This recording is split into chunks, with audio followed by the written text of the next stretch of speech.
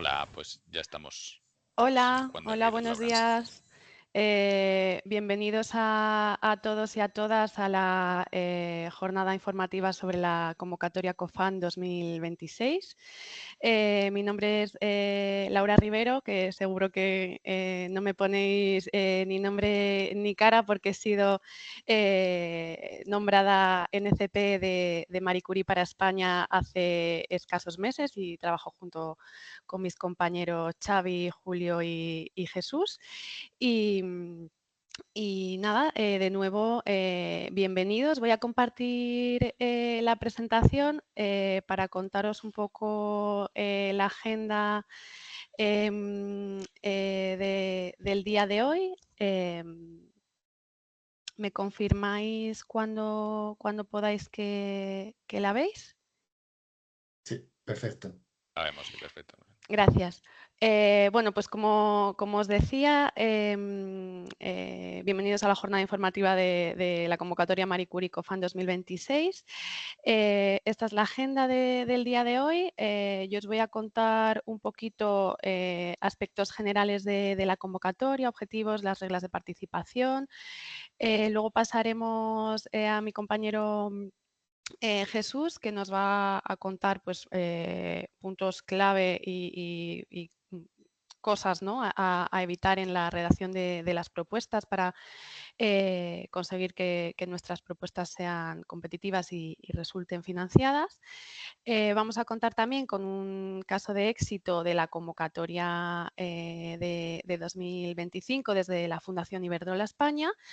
Y para finalizar vamos a tener el punto de vista de la evaluación, ¿no?, con Osane Uriarte desde la Universidad de Deusto, que bueno, también nos va a contar un poco pues, una aproximación más práctica de lo que se mira en una evaluación de este tipo de propuestas. Y finalizaremos la jornada con una ronda de preguntas. Para ello vamos a usar Menti, que os dejamos aquí el QR y el código para que podáis ir escribiendo todas las preguntas que tengáis a lo largo de las diferentes presentaciones y al final pues intentaremos dar respuesta a todas y cada una de ellas. Y ya sin más, pues entramos un poco en materia, ¿no? Aquí os hemos puesto pues la típica diapositiva, ¿no?, para enmarcar un poco y para ser conscientes de bueno, una visión general de lo que es el programa Marie Curie y que engloba todas las acciones que dentro de él se recogen. Como sabéis, es muy importante la regla, la triple I, ¿no?, esa movilidad, la dimensión internacional, esa movilidad internacional, intersectorial e interdisciplinar que se tienen que abordar en todas las propuestas y proyectos de este programa. Como sabéis, el programa Marie Curie tiene un enfoque abierto que recoge proyectos, propuestas de todas las áreas del conocimiento. Y además lo que persigue es generar un impacto tanto en los investigadores que van a participar y que se van a contratar en el marco de estos proyectos en todas las carreras de la etapa investigadora, pero también un impacto en las instituciones participantes y precisamente en esta convocatoria COFAN este impacto va a ser mayor. Pero, ¿qué es una Marie Curie COFAN? Una Marie Curie COFAN es una acción monobeneficiaria, es decir, la propuesta va a ser solicitada por una entidad establecida en un Estado miembro o país asociado a Horizonte Europa, en el que va a proponer programas nacionales, regionales o internacionales, nuevos o existentes. Veremos más adelante, van a ser programas doctorales o postdoctorales y va a estar centrada en las mejores prácticas, altos estándares en contratación, excelentes condiciones de trabajo y también va a fomentar sinergias con otros fondos de la Unión Europea. Como os decía, a haber dos modalidades, ¿no? Cuando solicitemos un proyecto COFAND vamos a tener que elegir entre dos modalidades, programas predoctorales o programas postdoctorales. Como os imagináis, el foco es algo diferente en cada uno de ellos. En los programas predoctorales van a estar centrados en la contratación, en la formación de investigadores predoctorales que no tengan el título de doctor y que se matriculen en un programa de doctorado en un país Estado miembro, país asociado Horizonte Europa, y van a estar enfocados en su formación y ampliar sus habilidades y competencias.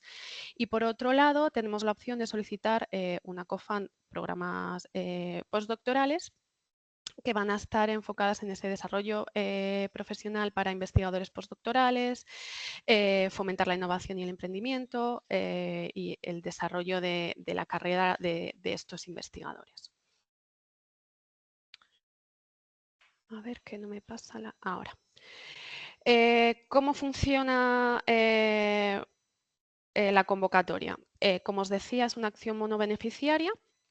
Por lo tanto, una entidad establecida en país miembro o país asociado va a solicitar, ¿no? Va a presentar una propuesta a la comisión, o bien en la categoría de programa doctoral o bien en la categoría de programa postdoctoral.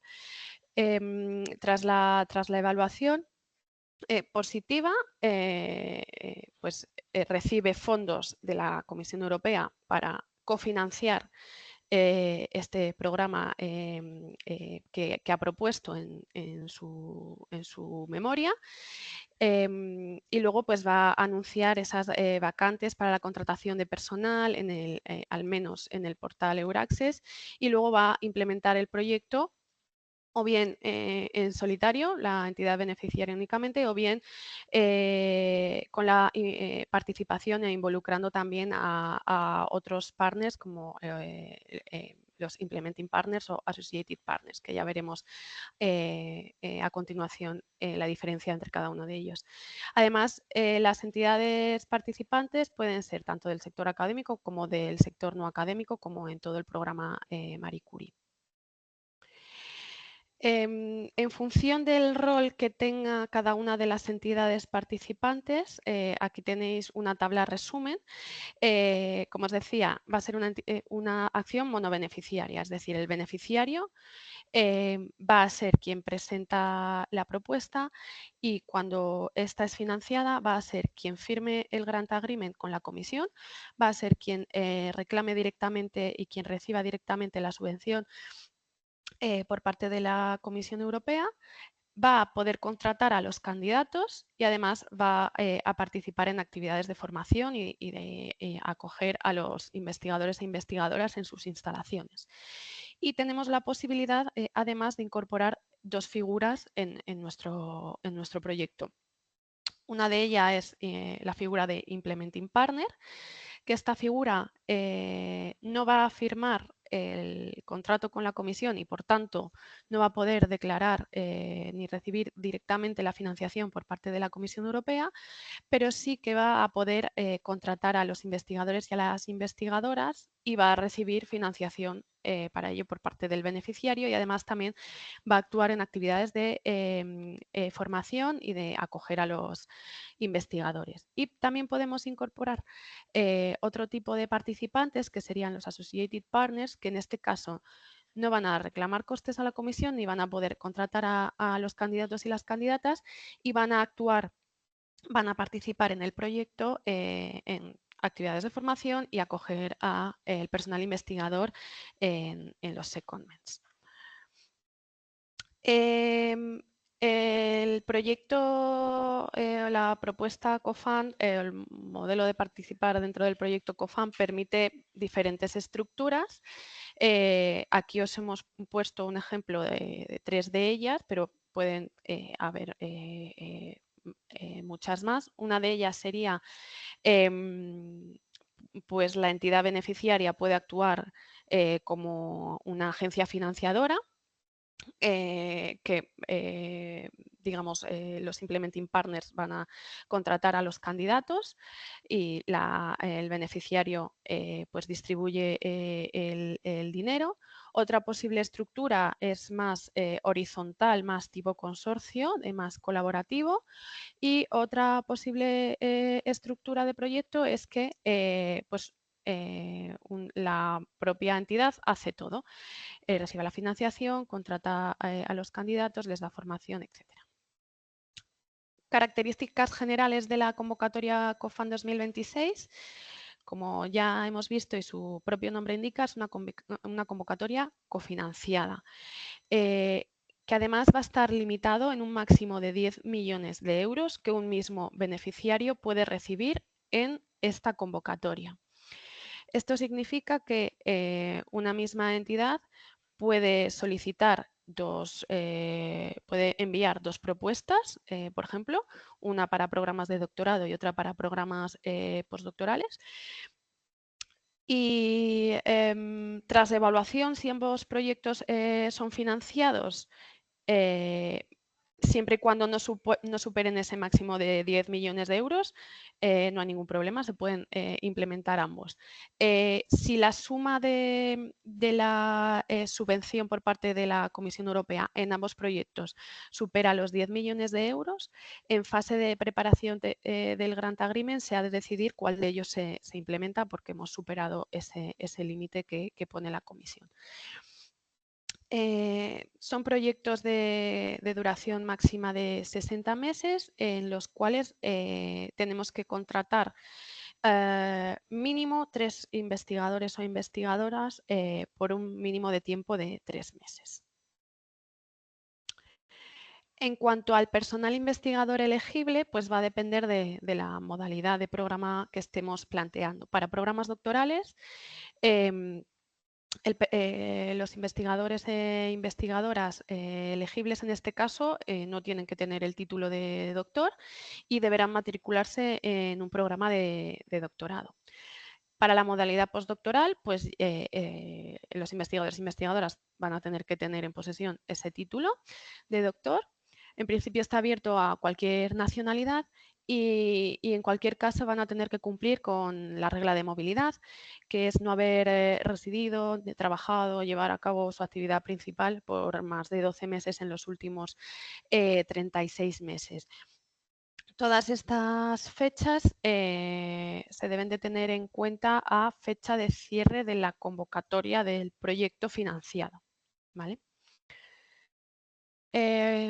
Unas consideraciones generales es que los investigadores e investigadoras que contratemos en el marco de una Marie Curie CoFund van a tener que estar 100% contratados full time al proyecto. Además, veremos más adelante qué cubre o la cobertura de las contribuciones de la comisión. Vamos a poder, si durante la implementación surge la necesidad, vamos a poder solicitar la Long Term Leave Allowance y la Special Need Allowance en el caso de que sea necesario, que veremos más adelante. Y además, pues tenemos que chequear la elegibilidad de los investigadores e investigadoras que vayamos a contratar en el marco de nuestros proyectos. Aquí algunos rasgos así en cuanto a la implementación, pero que a lo largo de la mañana de hoy se va a ir más en detalle en las siguientes charlas. Y es que bueno, la selección, el proceso de selección de los investigadores debe ser un proceso abierto, transparente, basado en méritos, imparcial y equitativo, y esto va a ser evaluado. El programa de formación que estemos planteando pues debe de ofrecer una amplia variedad para los investigadores e investigadoras. Además, pueden realizar secondments en el que va a haber un máximo de tiempo para esta figura, que va a ser un medio de la duración del contrato. Como os decía, van a tener que tener una dedicación a tiempo completo y en exclusiva para el proyecto. y en algunos casos se permite la jornada parcial por motivos personales o familiares y por motivos profesionales para el caso de investigadores postdoctorales, pero siempre previo acuerdo de la REA, ¿vale? Y evaluarían caso por caso esta posibilidad de realizar jornada parcial. En cuanto a los aspectos presupuestarios de COFAN, como os decía, la convocatoria limita la cantidad máxima de financiación europea que un mismo beneficiario puede recibir por convocatoria. Ese límite está en 10 millones de euros. Aquí veis lo que va a cofinanciar la comisión. Por un lado, para programas doctorales, nos van a subvencionar la Co-Fund Allowance de 3.500 euros por persona mes. Ha subido ligeramente la cantidad con respecto a la convocatoria pasada, que eran 3.200, si no recuerdo mal. Y para los programas postdoctorales también ha subido un poco y ahora para esta convocatoria son 4.980 euros por persona mes. Y luego, como os decía, vamos a tener la posibilidad de, si surge la necesidad, solicitar a la comisión conceptos de Long-Term Leave Allowance en el caso de que nuestros investigadores o investigadoras contratadas tengan una baja de larga duración. Y también vamos a poder solicitar la Special Needs Allowance para aquellos casos de investigadores o investigadoras con diversidad funcional y que sea necesario adaptar el puesto de trabajo para que puedan desempeñar correctamente sus labores. Podríamos solicitar también esta partida. Como digo, durante la implementación del proyecto y si surge la necesidad. Aquí os hemos puesto un ejemplo para el programa predoctoral de cómo podemos usar la contribución que nos subvenciona la Comisión Europea. La convocatoria nos exige que los investigadores e investigadoras o que la remuneración para el caso de predoctoral mínima debe ser de 3.500 euros por persona mes, ¿no? Dentro de esa remuneración entraría lo que es el salario y las contribuciones tanto del empleado como del empleador. Cumpliendo con ese mínimo podemos ofrecer mayor cantidad. Pero por otra parte vamos a tener otros costes que van a estar relacionados con la formación, los gastos de investigación, transferencia de conocimiento, gastos propios de gestión de la acción, etcétera, que también vamos a tener que cubrir.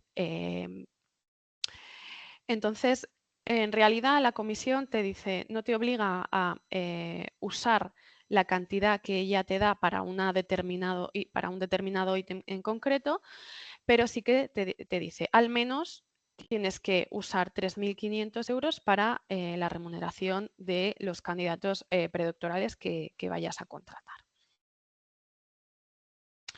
En cuanto a la estructura de la propuesta, a grandes rasgos, bueno, como todas las de Horizonte Europa, va a constar de dos partes. Una parte A, que van a ser los formularios administrativos que se cumplimentan online a través del Funding and Tenders Portal, y luego una parte B, que es bueno, la memoria que vamos a tener que redactar y que nos tenemos que descargar del portal, ¿vale? Es muy importante que os descarguéis la versión para esta convocatoria. Si ya habéis estado trabajando en convocatorias pasadas, es importante que os volváis a descargar el template para esta convocatoria.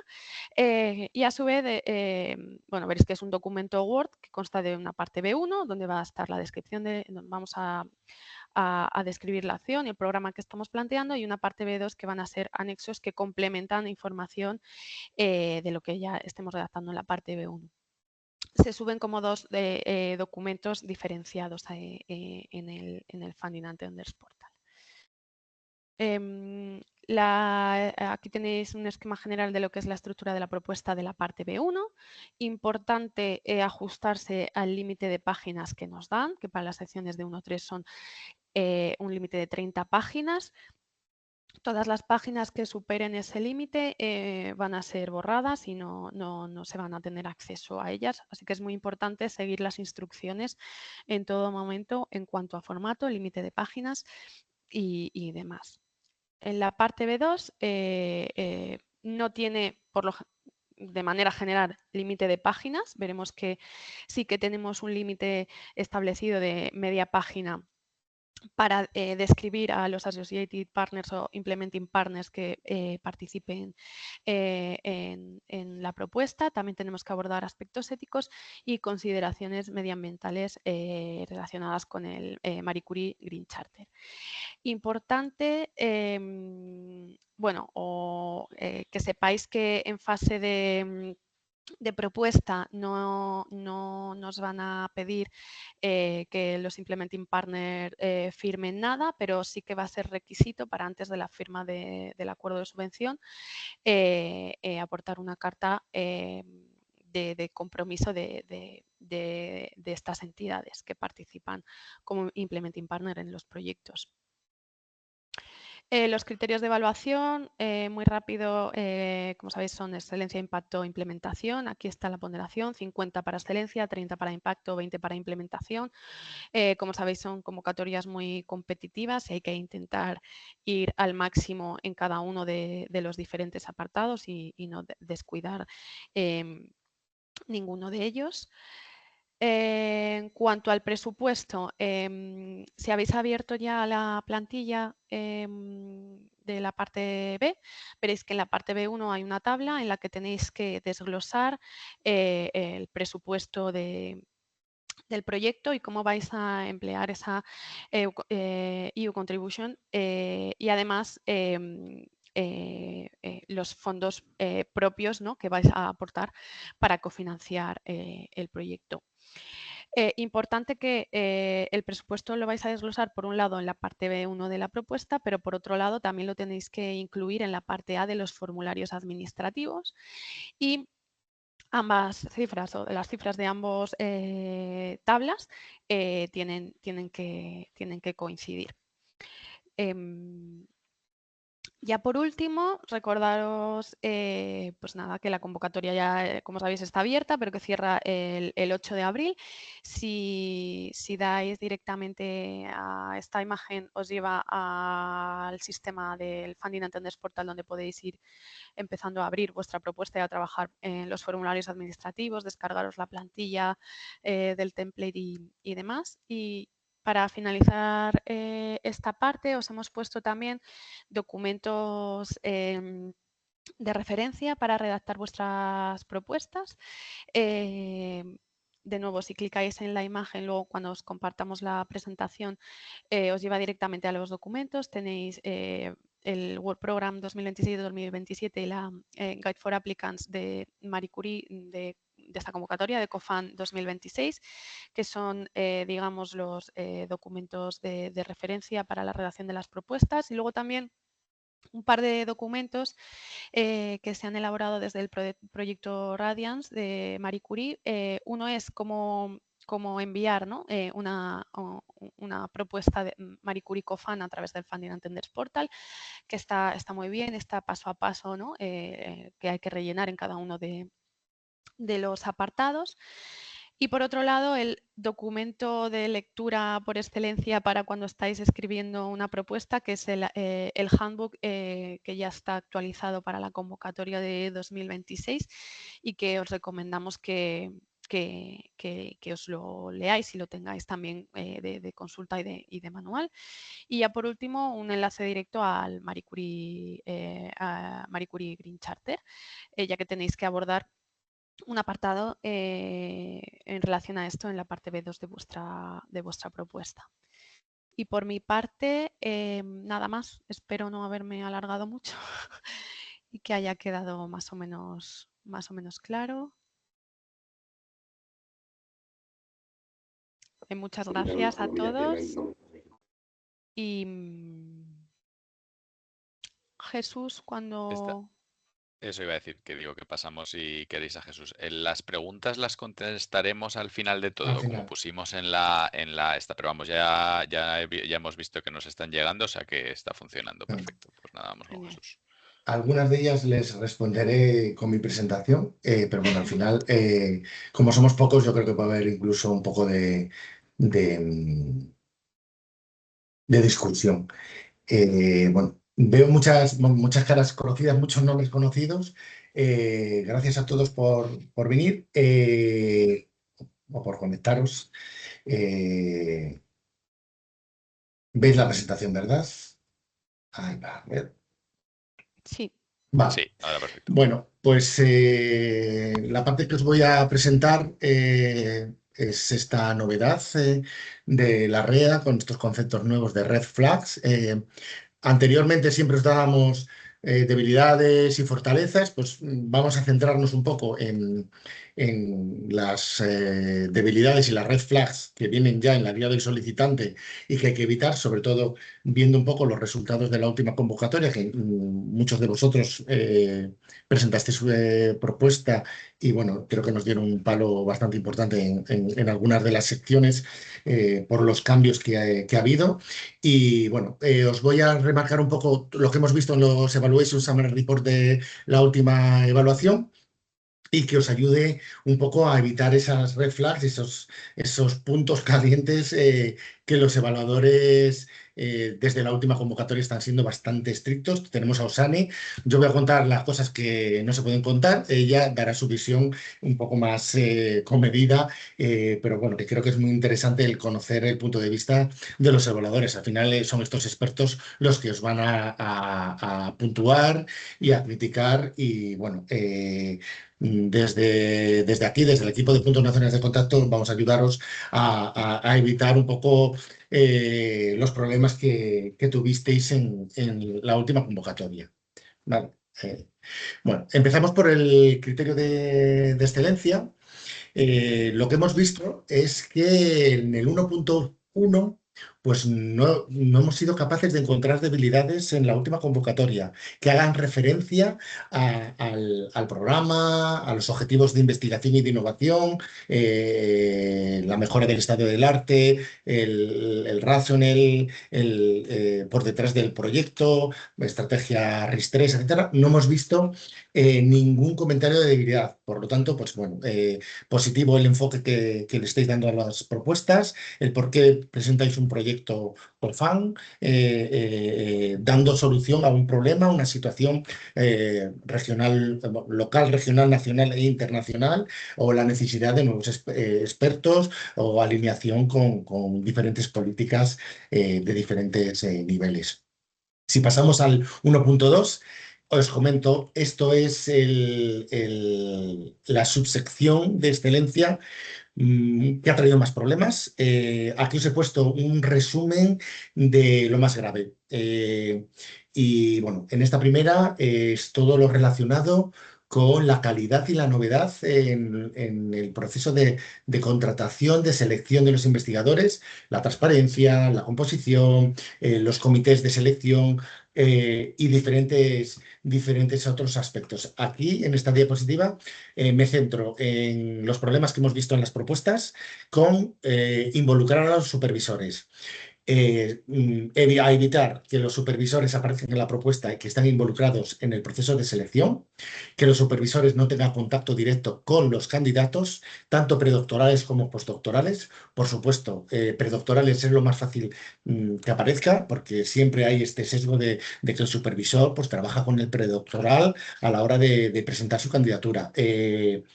Cero. O sea, no tiene que aparecer en la propuesta ninguna referencia a los supervisores. De hecho, yo aconsejo, luego veremos con Osane que comenta, que no aparezca la palabra supervisor en esta sección. Es muy peligrosa, en esta subsección 1.2. Solicitar cartas de apoyo, de recomendación de la institución o incluso de fuera. Yo evitaría ya las cartas de apoyo y de recomendación. Hemos visto un montón de comentarios en la que remarcan como una debilidad el solicitar cartas de apoyo y de recomendación a los candidatos. La posibilidad de que haya una preselección de las opciones de investigación en los postdoc. Han comentado muchas evaluaciones que eso es una gran restricción a la libertad de elección de topics, de tema, a los investigadores. Principalmente postdoc, pero también hemos visto en alguna de las modalidades de predocs. Y luego, como veis ahí en el último comentario, en la participación de los supervisores en las entrevistas, aunque no tengan derecho a voto, hemos visto algunas propuestas que plantean que el supervisor está en las entrevistas y que no tienen derecho a voto. Bueno, pues esto los evaluadores han remarcado que suscita dudas en cuanto a la transparencia y el riesgo de posibles conflictos de interés, lo que constituye una gran debilidad en el proceso de selección y de contratación de los candidatos. Cuando ponéis los comités de selección y la composición, hay que dar detalles: tamaño, composición, representación institucional, si hay miembros externos e internacionales. Bueno, tiene que haberlos, no es que si haya. Tiene que haber evaluadores y miembros externos e internacionales. Hemos visto algunas propuestas en las que no hay o no se presenta o no se describe correctamente el que hay un número de evaluadores internacionales. Hay que poner incluso el número, ausencia de información de la nacionalidad, la edad, el género, ausencia de paridad. O sea, tenéis que explicar el comité de selección por quién va a estar compuesto. Si tenéis una base de datos de expertos, tenemos 1.500 expertos internacionales que cumplimos la paridad, la composición, incluso temas de experiencia de los evaluadores. Bueno, hay que dar detalles. Desequilibrio entre los evaluadores internos y externos. Aquí muchas veces nos preguntáis, ahora con todos estos temas de las red flags, ¿tenemos que tener evaluadores internos? Yo, en la fase de entrevista, yo diría que sí, que haya ahí un comité de internos externos que no son supervisores, pero en la parte de evaluación técnica yo solamente me dirigiría a evaluadores externos internacionales. También hemos visto que algunas propuestas han planteado un número muy pequeño de expertos y hemos visto este tipo de comentarios de pocos expertos a la hora de evaluar a los candidatos. Ahí tiene que haber variedad, tiene que haber un número de evaluadores interesante a la hora de plantear las evaluaciones. Y luego, también en este punto, hemos visto que no se define o no se explica cómo se van a integrar la evaluación de los expertos luego en el comité de decisión del ranking, etcétera. Bueno, plantear correctamente esta parte. Y en relación a la información que se pone en el procedimiento, en la página web, yo solamente he encontrado un comentario sobre esto, porque yo creo que ya todos los solicitantes sois bastante maduros a la hora de preparar. Y hemos visto, pues eso, la información proporcionada a los doctorandos a través de la página web del programa, así como el apoyo específico disponible para atender consultas, un helpdesk, pues no está muy detallado. Eso en las propuestas españolas y en muchas de las europeas no lo hemos visto como debilidad. Por lo tanto, centraros en estos dos puntos porque cualquier comentario, luego lo comentará ahí Osane, cualquier comentario sobre supervisores o sobre la configuración y la composición del comité de expertos es por debajo del threshold, del umbral de excelencia. Por lo tanto, la propuesta se cae. Que es lo que nos ha pasado en muchas de las propuestas españolas y es lo que ha pasado en la mayoría de propuestas españolas europeas que se han caído. Un comentario del supervisor por debajo, 1,9, 2,2, eso son las notas que hemos visto en las evaluaciones. Si vamos en el 1.2 relacionado con las evaluaciones, el criterio de evaluación y la competitividad, por ejemplo, de los salarios, hemos visto comentarios sobre que no hay una definición de la puntuación, la ponderación de los diferentes criterios a la hora de evaluar a los candidatos. Y eso conlleva a una reducción de la transparencia y de la credibilidad. Es importante definir cómo se va a hacer el ranking. Muchas propuestas han fallado en explicar cómo se va a hacer el ranking. Y es importante tener este punto en mente. Que esta presentación os sirva como un checklist de lo que debéis presentar. O sea, no os olvidéis de explicar bien la ponderación de los diferentes criterios, explicar bien y en detalle el ranking. Cuidado con las restricciones en la elegibilidad sin justificación clara. Muchos hacen referencia a por qué hacen una restricción en la elegibilidad de los candidatos predoctorales o postdoctorales sin una razón. Por ejemplo, hemos visto algunos que ponen pues, que la obtención del doctorado tiene que ser en un periodo de tiempo X, pero no se explica. Cuidado. Reglas de movilidad confusas. Sabéis que ahora la regla de movilidad es el cierre de la convocatoria, de vuestra convocatoria del COFAM. Muchos habéis puesto y ponen fecha de contrato como alineado a las Doctora Network. Yo tengo mi opinión, que como se está grabando no la voy a poner, pero tenéis que ajustaros a fecha de cierre de convocatoria. Cuidado, ha habido mucho. Y lo mismo, si falláis aquí, ya estáis por debajo del umbral. Darle mucho cariño a la escritura del 1.2 porque creo que es crucial, crucial. También los cálculos de los salarios confusos. Laura ha explicado que no haya diferencias entre el formulario A, la tabla y los textos. Muchas veces estas diferencias y estas incoherencias en las cifras y en los salarios remarcan debilidades.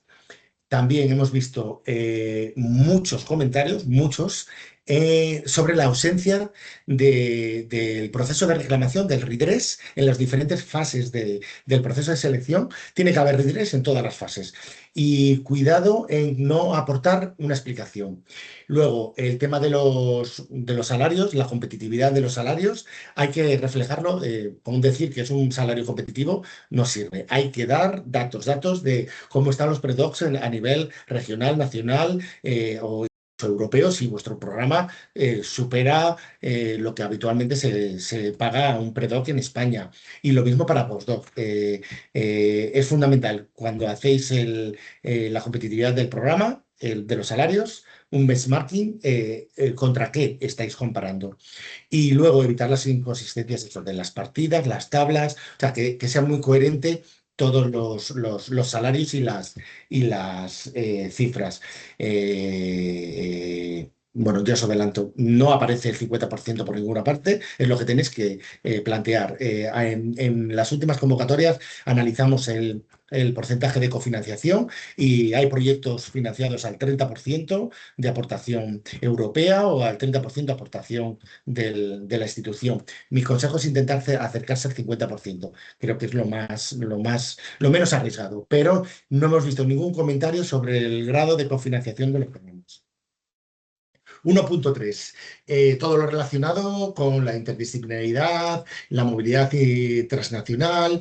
No hemos visto grandes comentarios de grandes debilidades, pero que sí que sepáis que lo que hemos encontrado ha sido que los proyectos solo se ajustan, por ejemplo, al Open Access y evitan explicar el Open Science.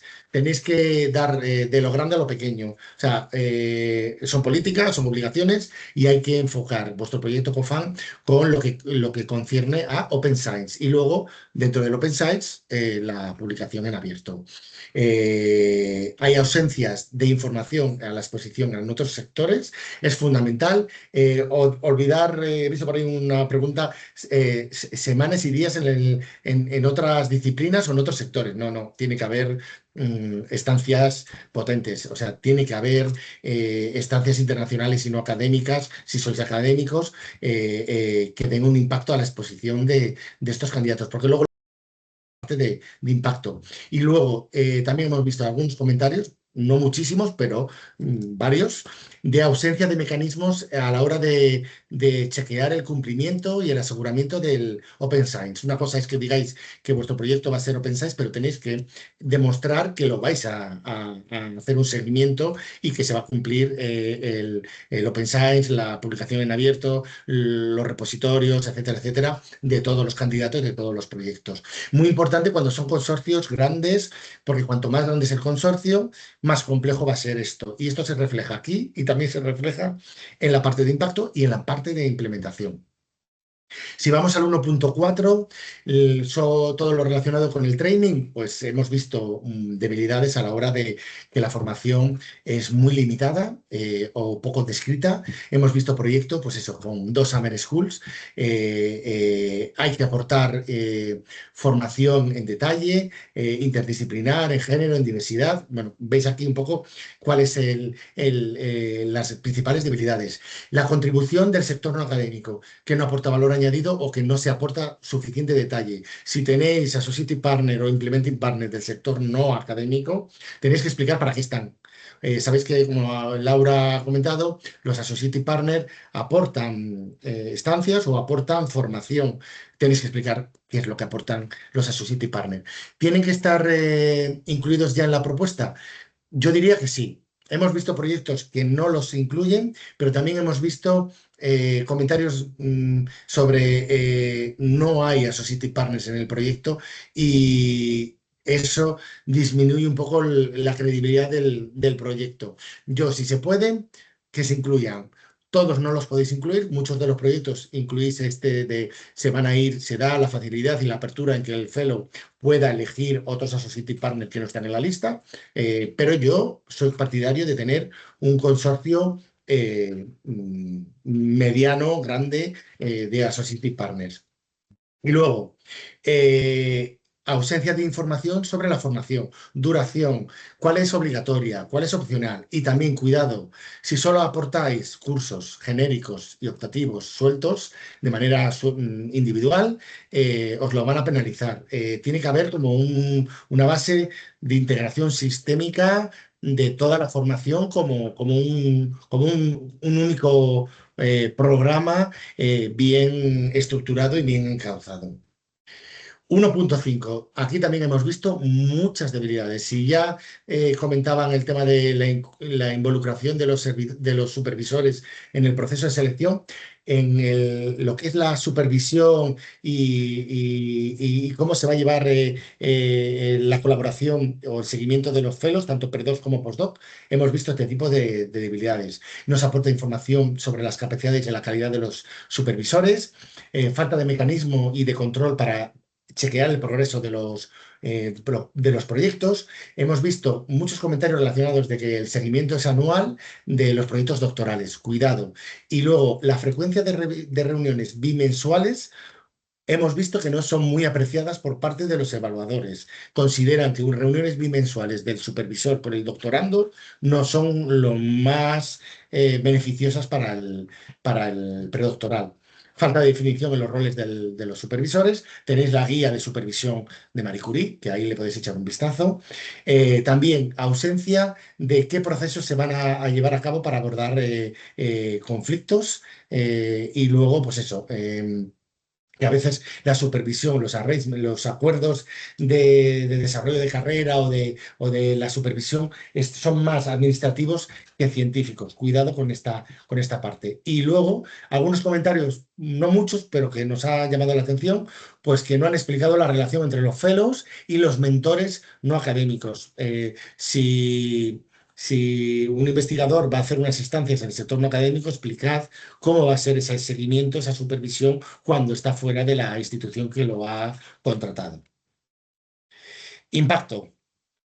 En esta primera parte se va a evaluar, pues eso, el impacto de las buenas prácticas a nivel institucional, regional, nacional del proyecto, cómo se establecen los principios a nivel europeo de recursos humanos y, bueno, cuáles han sido los comentarios negativos más comunes. No muchos, tengo que decir que casi todas las propuestas españolas han sido muy buenas en impacto y implementación, ha fallado en la parte de implementación por lo que hemos dicho, pero bueno, hemos visto ausencia de información de cómo el proyecto va a mejorar las prácticas de recursos humanos, contratación y selección de la institución, y no queda claro cómo se alinean con los principios establecidos en Europa. También hemos visto que no se aporta información suficiente en las prácticas de recursos humanos más allá del proyecto.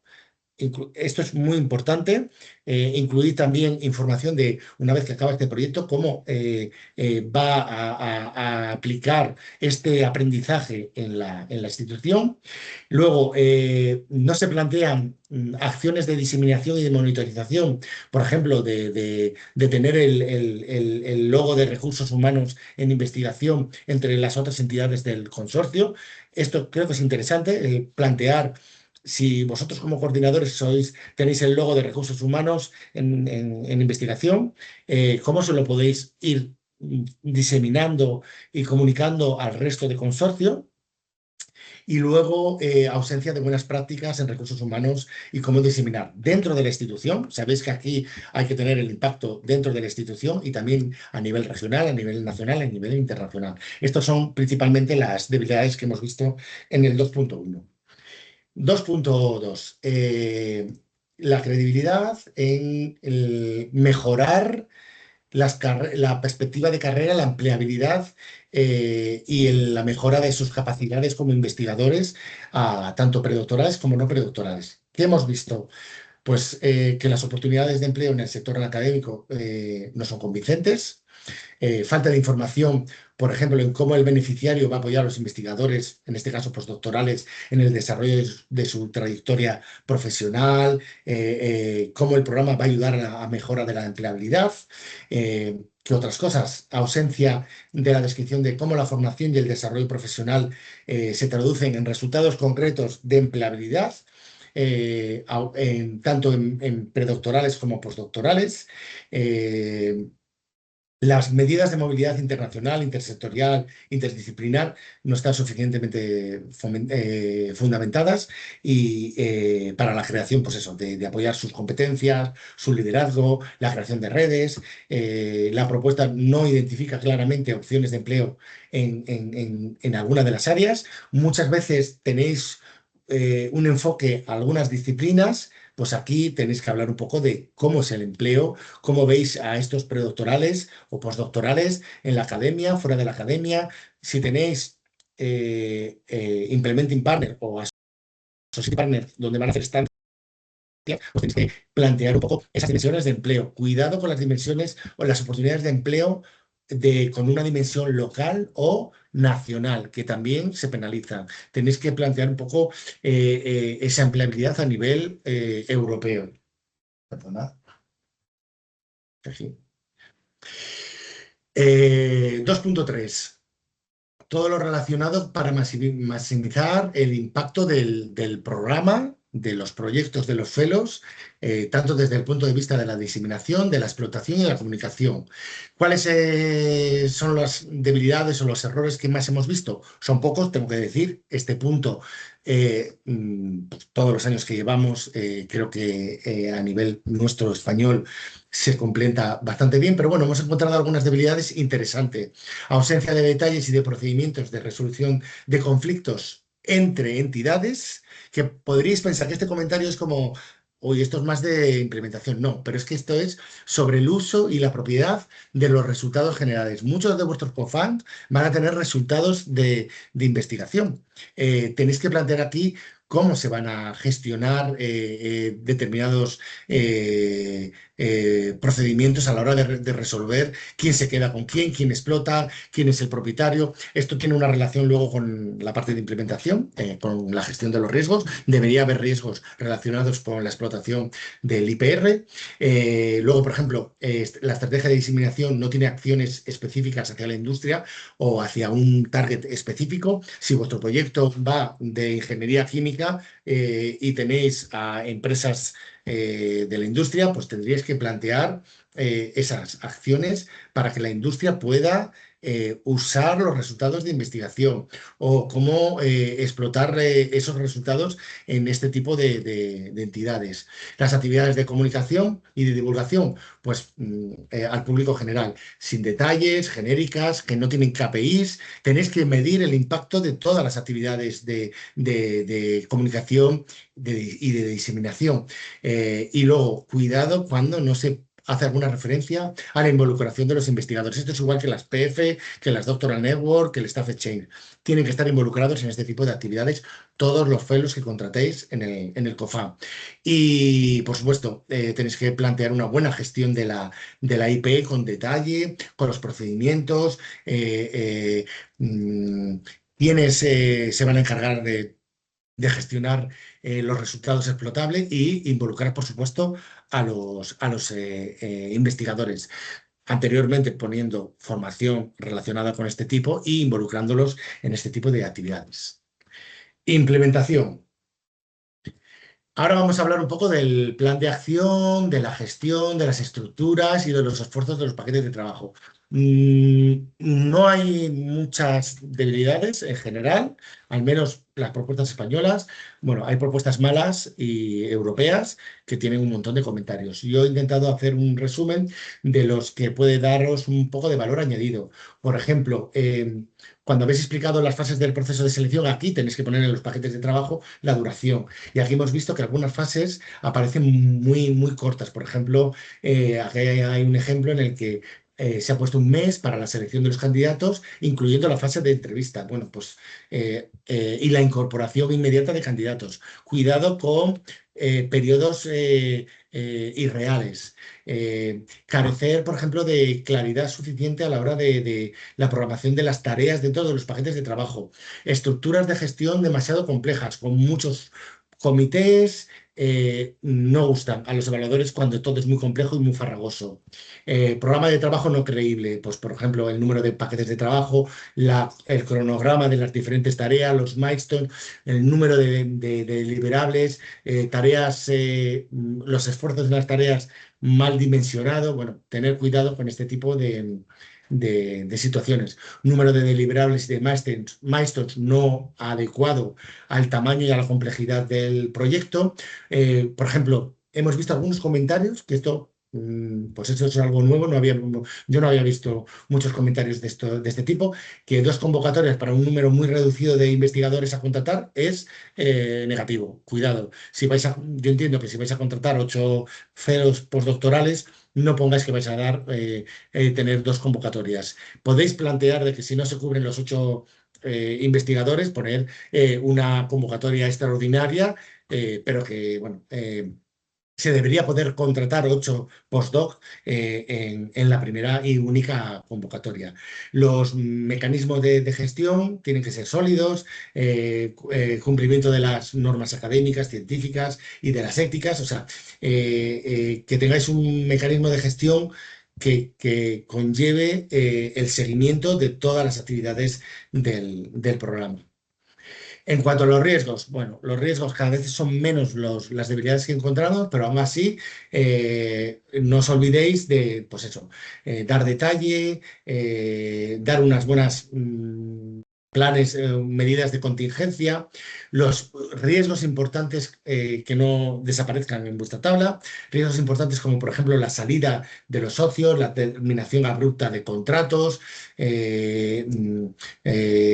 ¿qué otro tipo? Por ejemplo, riesgos relacionados con consorcios muy amplios, el abandono de los fellows, conflictos entre supervisores, conflictos entre socios, la gestión del IPR entre los socios. Bueno, poner todo lo relacionado con la probabilidad y la gravedad del impacto de los riesgos es importante. Tablas completas y que aporten un análisis correcto de los riesgos. Y por último, ¿qué otras debilidades hemos visto en el 3.2? Pues que no se identifican, por ejemplo, las instituciones de acogida en la propuesta. Lo que os comentaba, tengo que poner a todos los associate partners, tengo que poner mi consejo es cuantos más mejor. Si no ponéis, podéis recibir este tipo de debilidades. Información muy limitada sobre las condiciones de acogida, cómo les vais a facilitar el encontrar alojamiento, la participación en actividades sociales. Bueno, Este punto 3.2 parece que no es importante, pero es importante el tratar a los investigadores, qué procedimientos tenéis. Muchas veces universidades y centros de investigación lo tenéis, pero luego otro tipo de entidades no tienen este tipo de procedimientos y creo que es importante el ponerlo. Los roles, las responsabilidades, las complementariedades entre participantes. Es fundamental que expliquéis quién es quién, qué aporta y qué complementariedades. Muchas veces hemos visto algunos comentarios de las aportaciones de los socios se describen de manera muy desigual. Tenéis muy buena descripción de algunas entidades y muy poca de otras. Eh, mm, y evitar incoherencias entre la parte A y la parte B2, que es donde vienen las tablas de la descripción de los participantes, de los socios, que no haya inconsistencias entre en este tipo de información. ¿Por qué? Pues porque os van a poner, y oye, de repente, de tener un 5 en implementación a tener un 4,7, un 4,6, un 4,5, pues os deja fuera en el listado de propuestas financiadas. Y bueno, en la presentación la vais a tener, os va a ayudar un poco a la hora de tener ese checklist de qué evitar. Mi consejo, centraros mucho en excelencia, en la Reflax. Bueno, Osane luego os contará. Y nada más, estamos este año de celebración del 30 aniversario y bueno, desde la comisión y desde aquí organizaremos algún evento en este año de celebración del 30 aniversario del programa.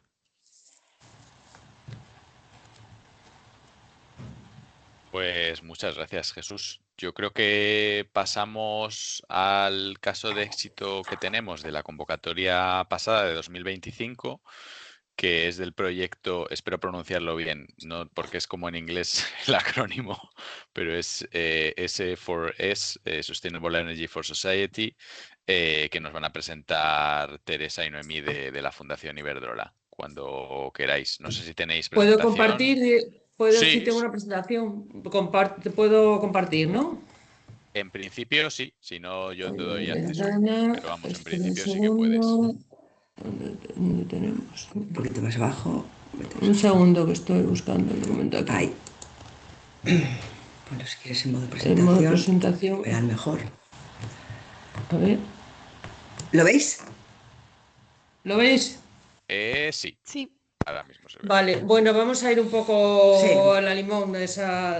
Yo soy Teresa y bueno, y ella es Noemí. Pero bueno, vamos a ir. Hemos preparado unas cuantas slides, pero no. Bueno, primero contaros que nosotros, yo en concreto, era la Project Manager de nuestro anterior COFON, que fue el primer COFON que ganó la fundación y que se llama Energy for Future, ya que parte de las características de este nuevo proyecto son una evolución de Energy for Future.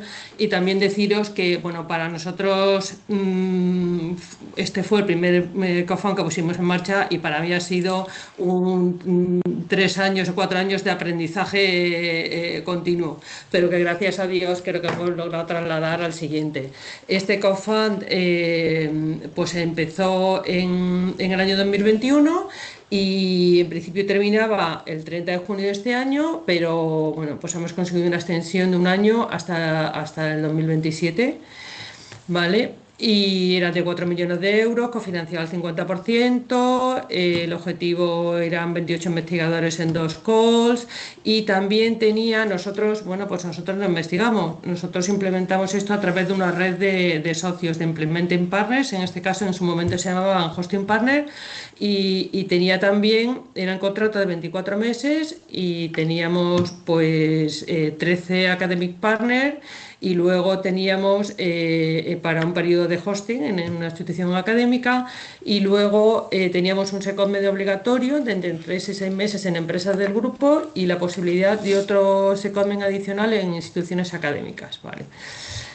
Entonces, sobre esta base, pues hemos construido nuestro nuevo COFON, que se llama, como he comentado, Sustainable Energy for Society, y una de las diferencias importantes es que, mientras que en nuestro anterior COFON las áreas de investigación estaban centradas en lo que es la generación de energía, la generación y almacenamiento, como eólica, fotovoltaica, viento, etcétera, el nuevo COFON es una evolución porque ahora nos centramos en dos partes. Uno es la necesidad de electrificar la demanda para hacer un mundo más sostenible, la demanda de energía, para pasar de energía, por ejemplo, basada en fuel o en gasolinas, en el sector petróleo, a una demanda eléctrica.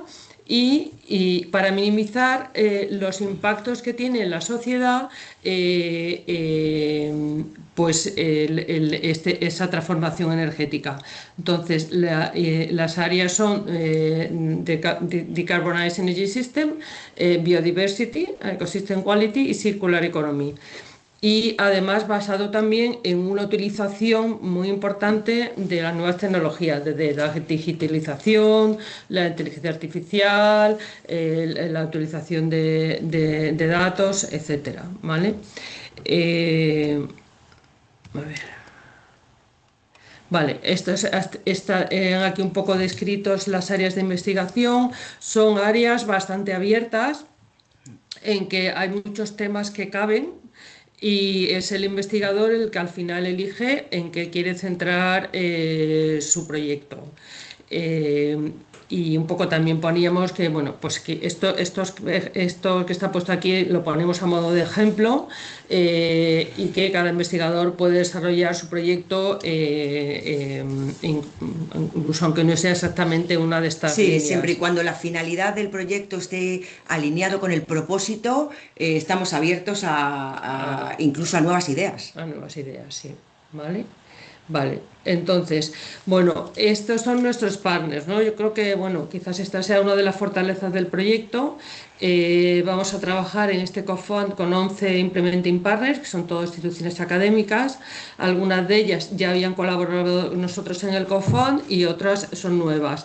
¿Qué hemos hecho con respecto al anterior? Bueno, hemos aumentado el número de instituciones europeas fuera de España. Es decir, ahora mismo nos hemos quedado con 5 universidades españolas y hay 6 universidades de otros países europeos. En este caso, por ejemplo, Lund, UTAD, Delft y Zúrich son universidades nuevas que hemos incorporado al proyecto. Vale, y luego contamos aquí, bueno, pues estas universidades ofrecen, pues son las que van a contratar a los investigadores y también pueden ofrecer secondment académicos además del secondment obligatorio. Y aunque también es posible que los investigadores puedan proponer hacer un secondment adicional en otra universidad que no es ninguna de las de aquí, siempre que la universidad les acepte.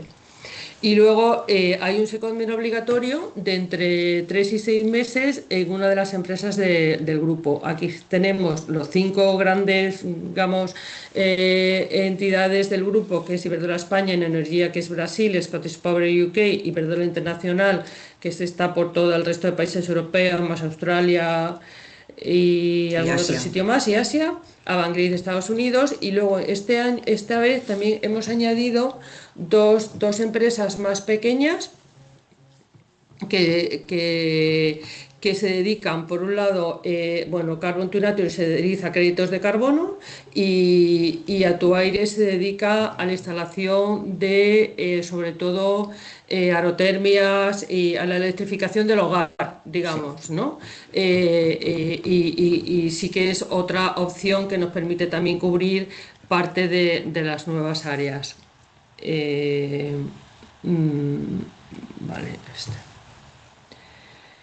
Bueno, este COFON está basado también, bueno, es un programa de 5 años, como todos. El objetivo son 16 investigadores postdoc, que se me olvidó decirlos, todos son postdoc, en una única call, y se trata de contratos de 3 años.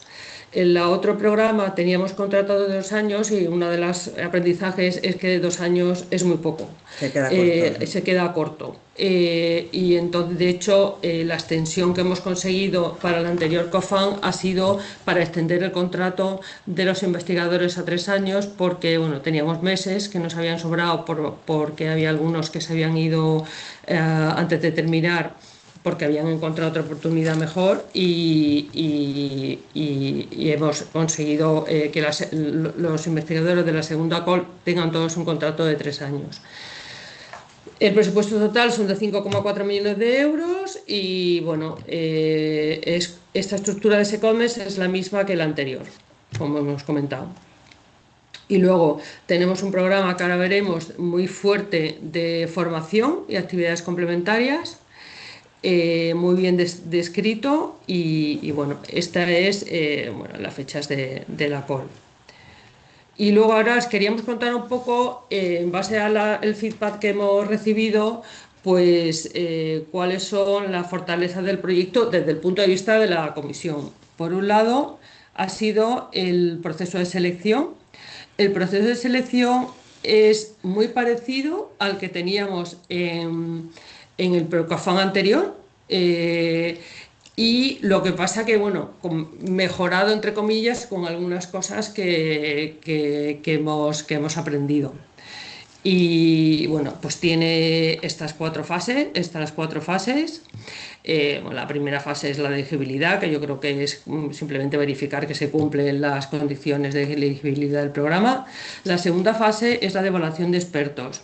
Una diferencia con el otro proyecto, aunque el proceso es más o menos similar, es que aquí dijimos explícitamente que esta fase la íbamos a hacer con una entidad que se llama la European Science Foundation, que creo que ya con la que ya habíamos trabajado en la fase en el anterior programa, y que es la que hace la evaluación de expertos. La evaluación de expertos tiene 2 fases, una fase en la que cada application, digamos, está evaluada por 2 expertos independientes, expertos en el área de investigación de la aplicación, y después de esas dos evaluaciones hay un panel de expertos diferente, formado por personas diferentes con otro perfil, que es el que hace la evaluación, hace el ranking final.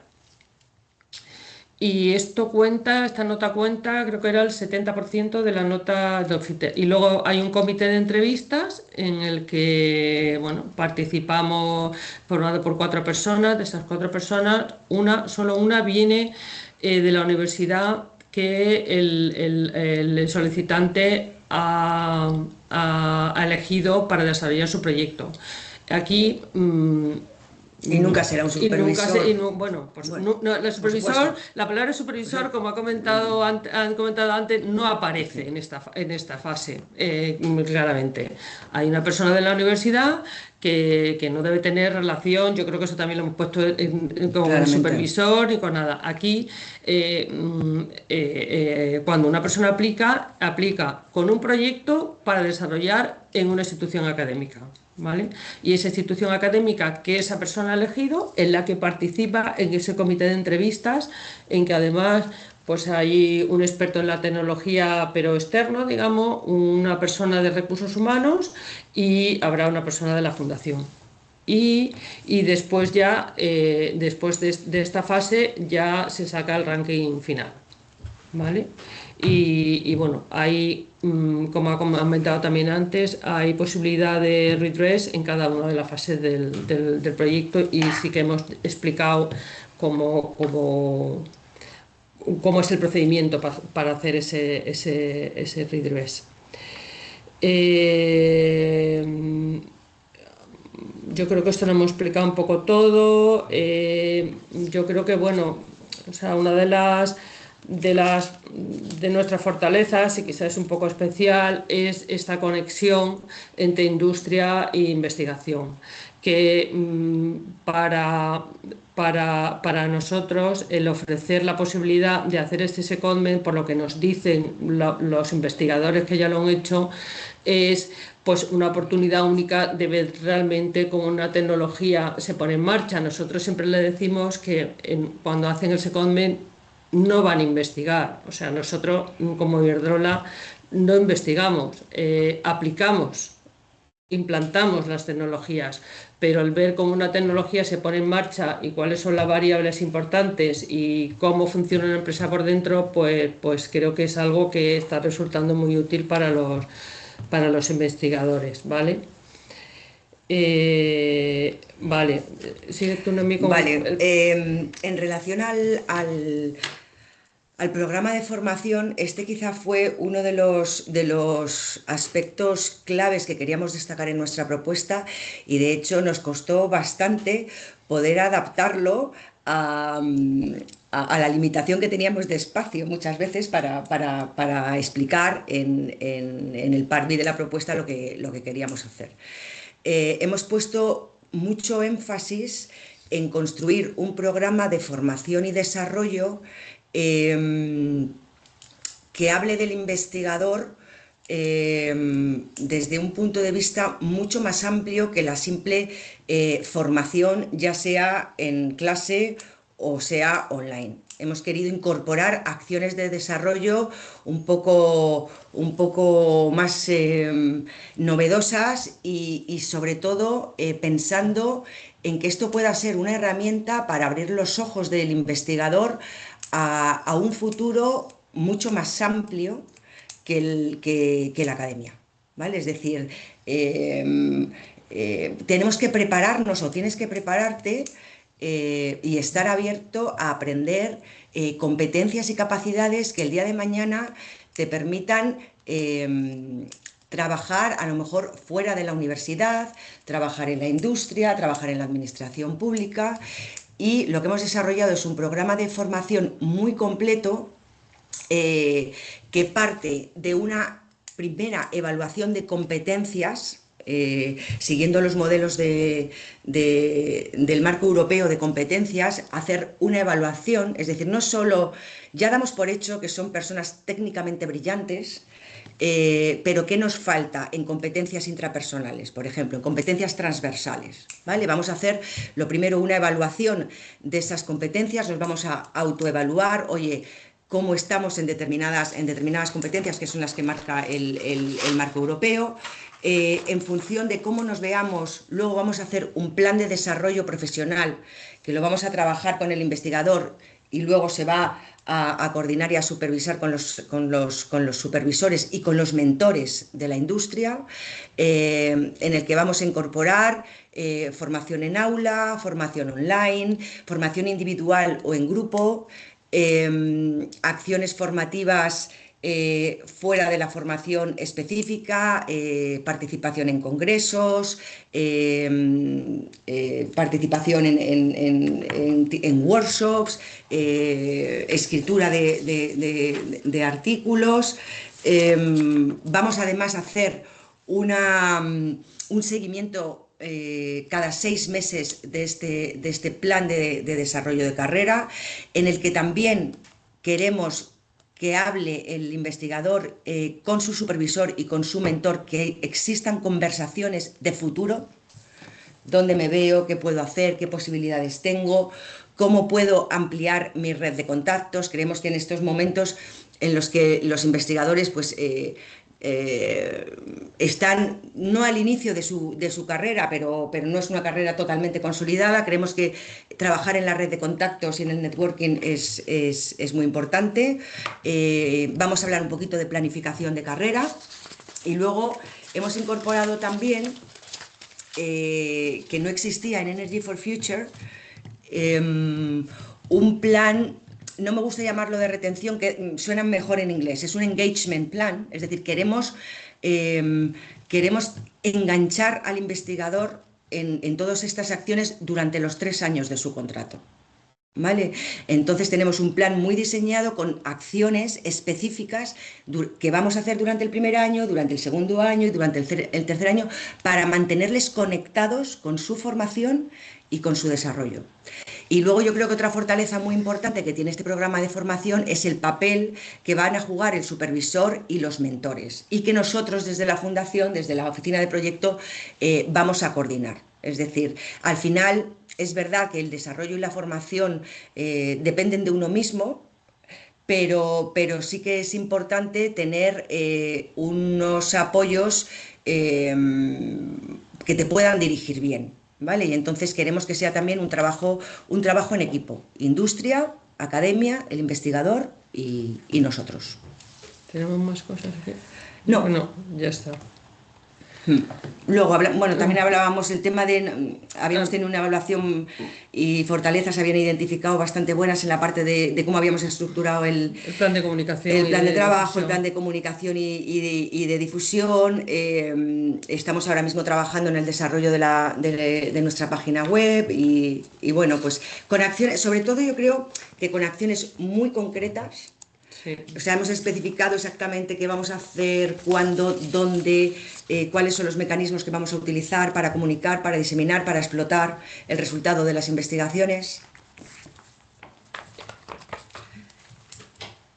Nada más. Y nada más. Y nada menos. Gracias. Pues muy, muy útil. Muchas gracias. Gracias por compartirlo.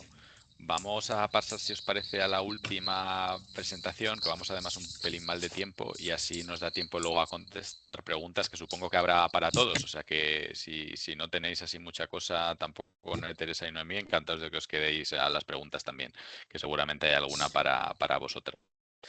Y nada, pues vamos a pasar a la parte de evaluación, que nos la va a contar un poco Sane de la Universidad de Deusto, que ha sido evaluadora de la convocatoria.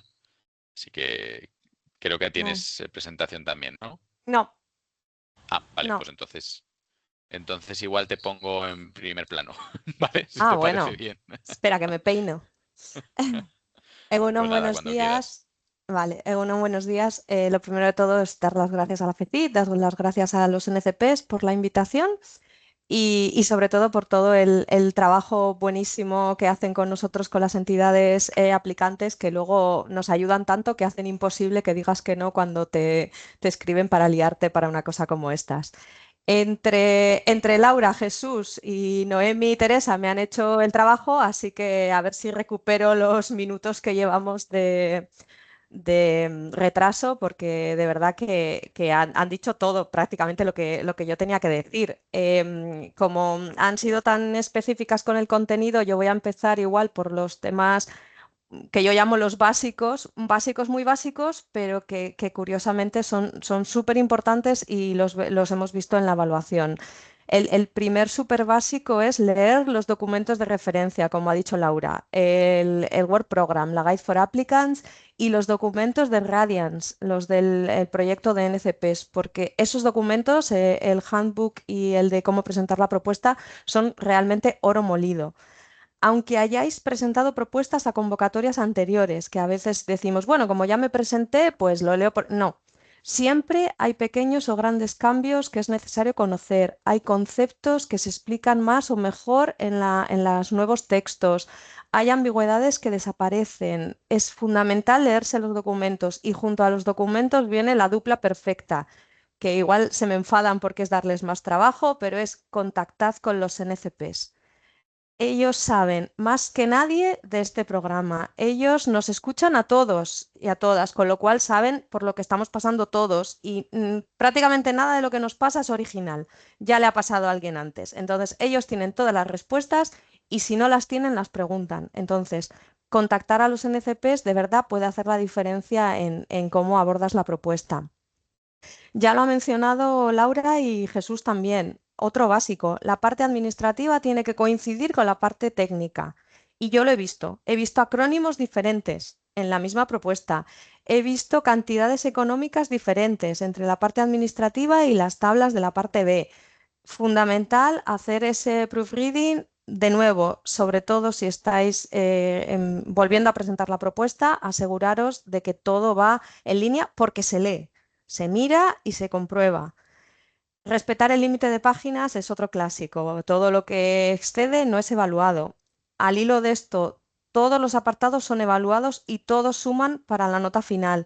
La presentación de Jesús es impecable como checklist, o sea, la podéis utilizar para ir viendo que todas las informaciones de todas las secciones y subsecciones están en vuestro texto.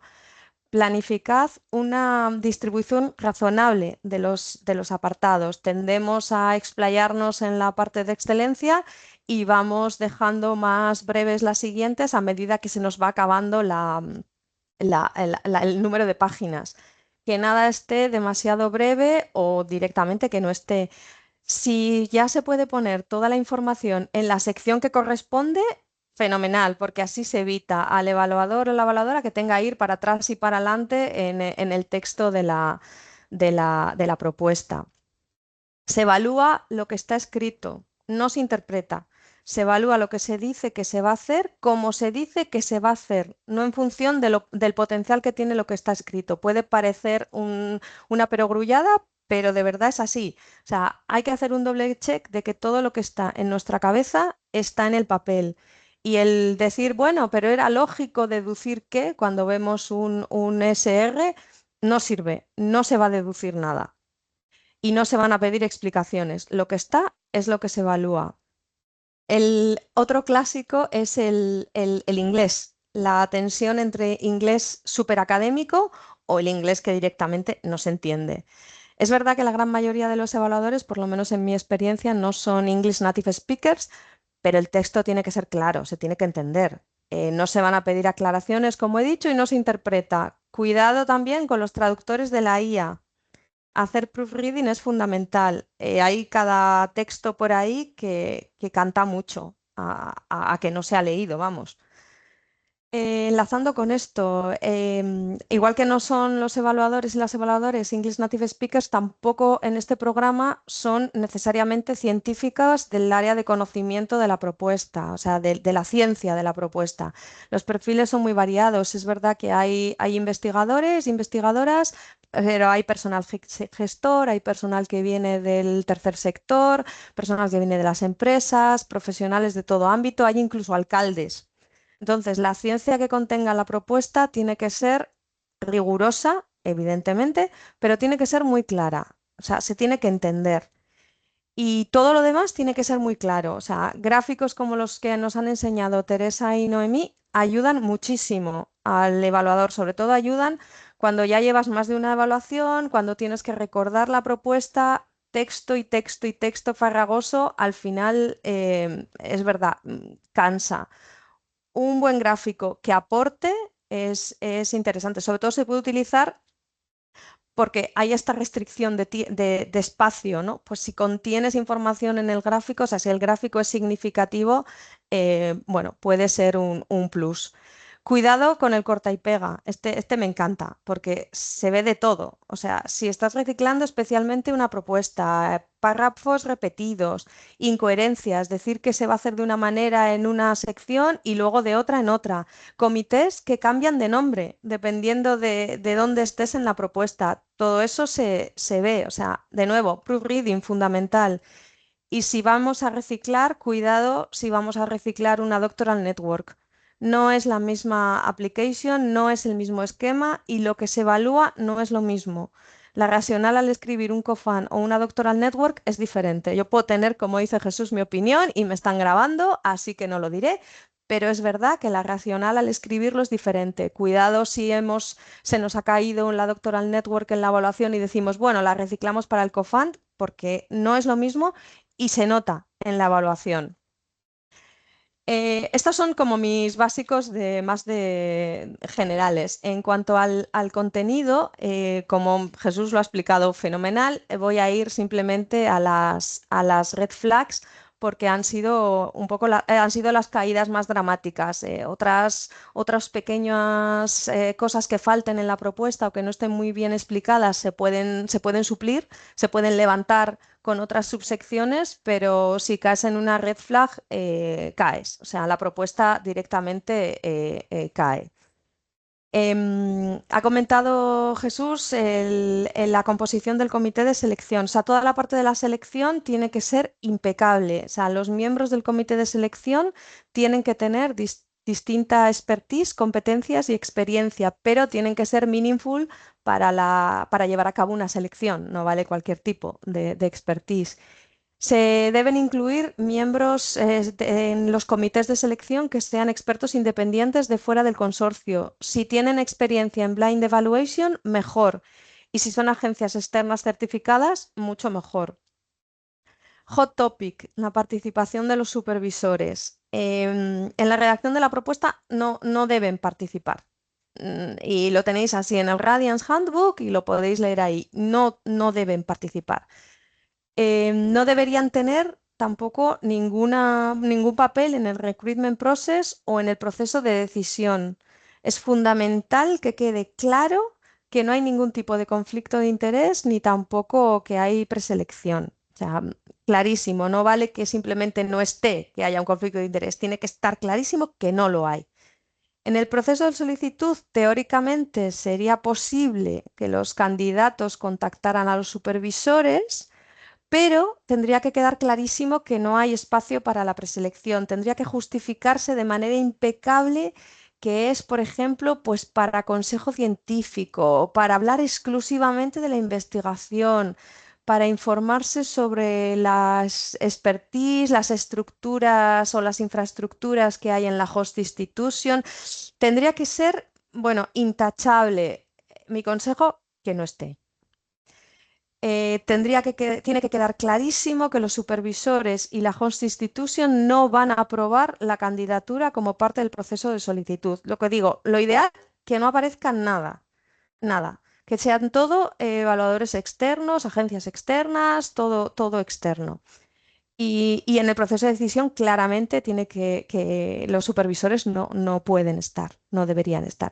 Y lo hemos visto, quiero decir, lo que decía Jesús es así, o sea, hemos visto la involucración de distintos supervisores en los procesos de decisión y de solicitud, y mi consejo sería que no aparezcan. Que lo comentaban también Teresa y Noemí, que en su proyecto no aparecen en esta fase. Regla de movilidad también, lo ha comentado Jesús, aplicar correctamente la Mobility Rule. Dice que son 12 meses en los 36 meses anteriores before the deadline of the co-funded programs call. No permite ninguna otra deadline de referencia y lo he visto, que ponían otras deadlines. Entonces eso también que esté claro. A este hilo, la planificación de las convocatorias, también lo ha comentado él, el timing y el número de calls tiene que estar claramente explicado. Y una cosa que sí que se puede es justificar lanzar una convocatoria antes del inicio del proyecto para prever todos estos temas de problemas con los visados y esto que está pasando últimamente. Eso es posible, se puede poner en la propuesta y no es evaluado negativamente. Y mi último punto es el tema del underpayment. Es otra red flag, el no respetar los límites que marca la comisión. Como he dicho, toda la tabla económica tiene que quedar clarísimo y no se interpreta nada. Si no queda claro, no se rellenan huecos y no se deduce. Es recomendable hacer constar el salario bruto y el neto en la medida de lo posible, aunque sé que las instituciones generalmente no quieren dejar esos datos por escrito.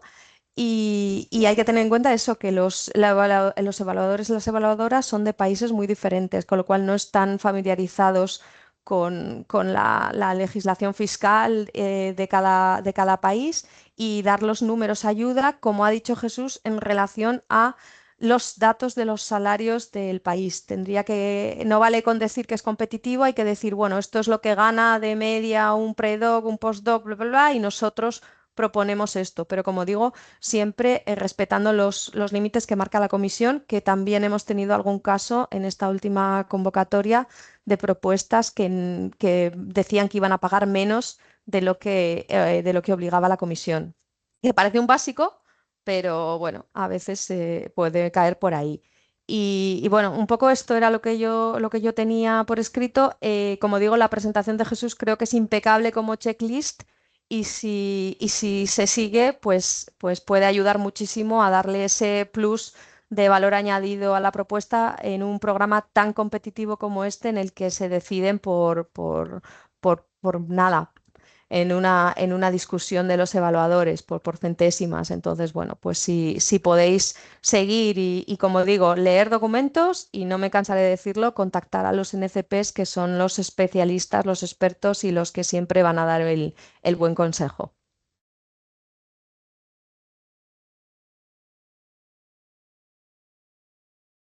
Pues muchas gracias, Osane. Disculpad que nos hemos pasado un pelín de hora prevista incluso para preguntas y todo, pero vamos, creo que es que también las presentaciones han sido efectivamente muy ilustrativas y útiles. Así que voy a compartiros el Mentimeter que hemos puesto al principio y, si os parece, vamos pasando las preguntas. Decidme que lo veis, que esto es un poco lío, creo que sí, ¿no? Y yo veo como que lo estáis viendo, ¿no? Sí, perfecto. Vale. Está ya Julio, la respondiste. Sí, dime. Si quieres, antes de ver las preguntas, porque hay varias preguntas que preguntan por tamaños, cofinanciación, os voy a dar unas estadísticas de la última convocatoria, las incluiremos Pues sí. en la presentación. Mira, os cuento, la duración de los proyectos, la media ha sido 59 meses. Ha habido 2 proyectos con 54 meses y uno con 48. Para la consulta de quiero tener un proyecto de 3 años de doctorando, etcétera, etcétera. Bueno, que sepáis cuáles son las duraciones. Nosotros aconsejamos siempre ir a 60, pero bueno, ha habido algunos proyectos que han ido a menos. Los tamaños de presupuesto. La media de los proyectos han sido de 6,8 millones. Tenemos el más pequeño de 1,8, presupuesto, no financiación, y el mayor, el más grande, 17,9 millones. Que esto va un poco dirigido a la cofinanciación. Preguntabais cuánta cofinanciación. La media de la cofinanciación de la última convocatoria ha sido del 49%. La más baja de cofinanciación europea ha sido del 38% y la más alta del 59%. O sea, veis un poco los márgenes para que os hagáis una idea. De número de tamaño de proyecto, la media ha sido como de 13 participantes.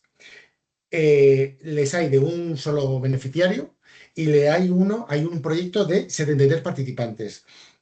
Os cuento, 23 propuestas de un solo participante, de las cuales se han financiado 6, 46 propuestas de hasta 10 participantes, de los que se han financiado 8, y luego de 65 propuestas de más de 10 participantes, de los cuales se han financiado 17. ¿Qué más? Se han financiado 31 propuestas de 134, para que se hagáis una idea del volumen, y 17 han sido de postdoc y 14 de doctorandos, de doctoral program. Que sepáis que ya no hay un ranking, van todos contra todos, y eso era un poco para que supierais un poco el tamaño. Bueno, os haremos un par de slides para que tengáis, pero bueno, es un poco la tónica de las últimas convocatorias. La tasa de éxito no la he calculado, pero no se sabe si la tienes tú ahí a mano, pero creo que han sido un 23% aprox. O sea, son tasas de éxito todavía atractivas si comparamos con PF o con Doctoral Neuro. Y ahora, si queréis, vamos con las preguntas. Voy. Un segundillo. Es que lo he quitado. Claro, es que las fuiste viendo, ¿no? Yo es que como lo tengo en lo de presentación no las puedo ver.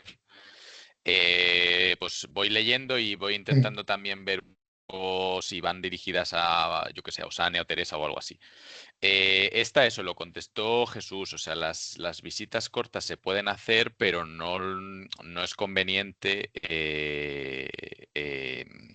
no me sale la palabra, o sea, llevarlas a la parte intersectorial, o sea, la parte, el check de la intersectorialidad, pues es mejor hacerlo con secondments más largos o con Sí, trainings o no cosas pueden así. suplir, visitas cortas no pueden suplir Claro, eso lo es. intersectorial. Pues eso está ya. En la documentación oficial europea ya no se menciona el porcentaje de confidenciación requerido. Debemos quedarnos con el 50%. habéis visto la media, yo iría a eso. Eso es lo mismo, vale, a ver. Es obligatorio incluir Associated Partner, indicarse que se identificarán una vez seleccionados los participantes ajustándose a sus líneas concretas de investigación. Perfecto. Mi consejo es Sí, que cuantos más haya, evitamos ese tipo de debilidades. cosas, lo que no sé es por qué no me salen. Es obligatorio poner Family y Mobility Allowance, o se pueden dejar como 0. Eh, Yo diría que sí, que es mejor tener algo. Si no pones Family o Mobility, te pueden... Bueno, ahí Osane puede comentarte qué opina ella, pero yo, si no veo que haya Family o Mobility, pues ya estás poniendo...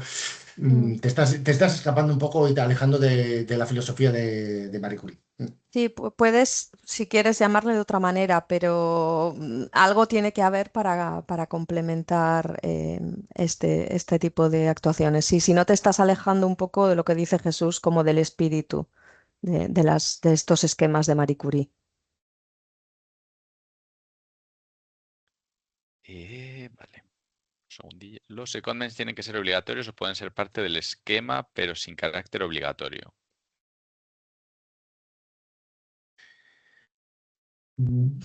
Yo creo que pueden ser de carácter no obligatorio, pero eh, yo diría que debería haber secondments, porque si no van a estar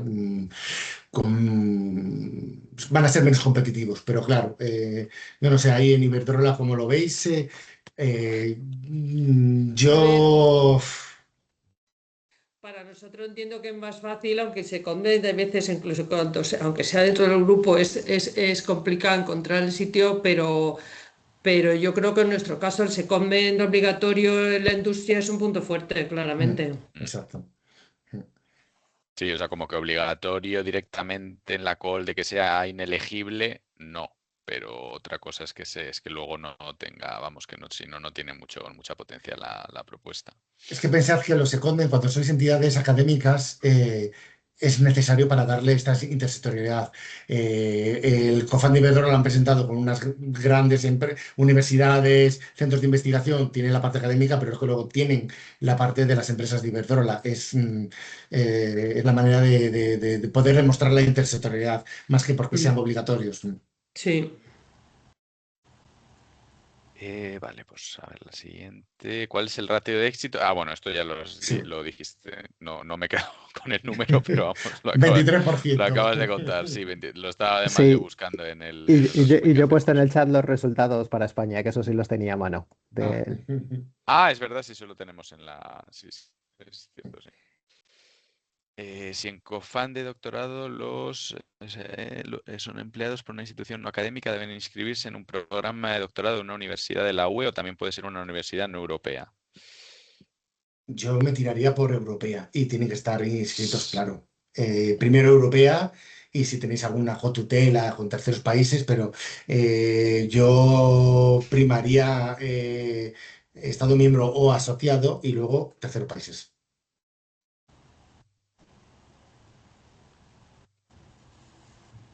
Se tienen estadísticas del número de fellows a contratar en los programas de programas exitosos. Jesús ya ha contestado en las cifras Eso globales, pero yo sí. estaba pensando en esta pregunta, resaltar que en esta última convocatoria que hemos tenido 3 proyectos financiados, tenemos uno con 60 fellows, otro con 17, si corrígeme si me equivoco, Teresa, que es el vuestro, y otro con 4, 16, sí. 16. O sea, Y 60, 16 y 4, para que veáis los 3 financiados. hay una gran variedad, sí, la verdad que... Y eso nos dará, me imagino que la comisión, pero en nosotros datos directos de los resultados no aparecen el número de fellows.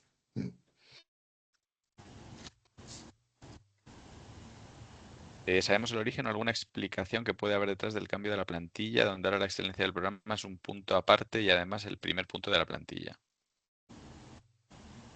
No. Cambios de la REA, y igual que la inclusión ahora de la sección de Red Flags, bueno, eso, REA Comisión.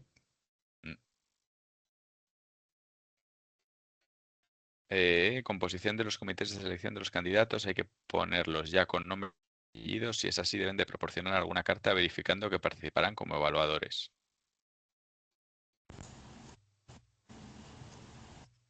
Nosotros no hemos puesto nombre y apellidos, no. Hemos puesto responsabilidades o cargos o perfiles. características de la persona, pero no nombre y apellidos.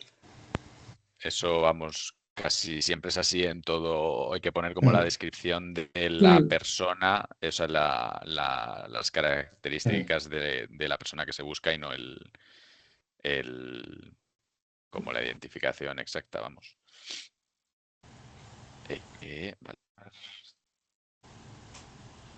Dado que los programas de doctorado suelen durar 4 años, nos van a evaluar negativamente si no ofrecemos a los doctorandos contratos de 4 años durante el proyecto. Osane, ¿qué opinas?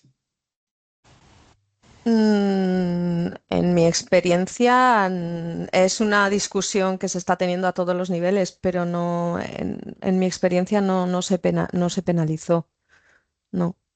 ¿Qué puede pasar? Que si ofreces 4 años te evalúen un poco mejor, pero no te van a penalizar. Pero como digo, es una discusión que excede el COFAN. Yo creo que está en toda la Marie Curie, pero en principio Sí, no. Doctoral Network estándar industrial son 3 años también. Exacto. Es un poco como lo queréis plantear. A ver, con 4 años podéis vender que al final del proyecto tienen la tesis. Es un poco it's up to you. Ahí como lo queráis plantear. Pero bueno, es bueno saber que no lo habéis penalizado en la última evaluación. Y creo que no tenemos más. Pues Nada más. No hay más. Estas son las... Perfecto. A ver, mejor. Pues yo creo entonces que nada más. Hemos respondido un segundillo, que voy a mirar que no haya nada en preguntas y respuestas y en el chat tampoco, creo que no. Y no. Pues nada, os lo ha puesto antes Xavi, pero todas las... un segundo, además, mientras lo estoy buscando. Las presentaciones y la grabación de hoy las publicaremos en la web de Horizonte Europa y ahora os lo pongo directamente en el chat el link de donde lo subimos, en la noticia de la reunión de hoy.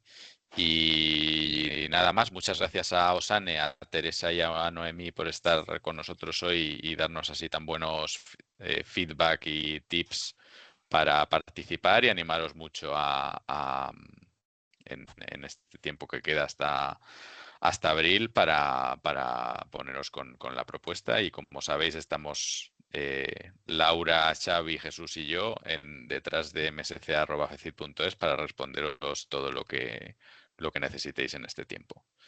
O sea que yo creo que nada más. Os pongo ahora donde lo vamos a colgar todo, aquí en el chat, y yo creo que si no tenemos más, estamos. Muy bien, muchas gracias a todos. Gracias. Muchas buen día. gracias a Chao. todos.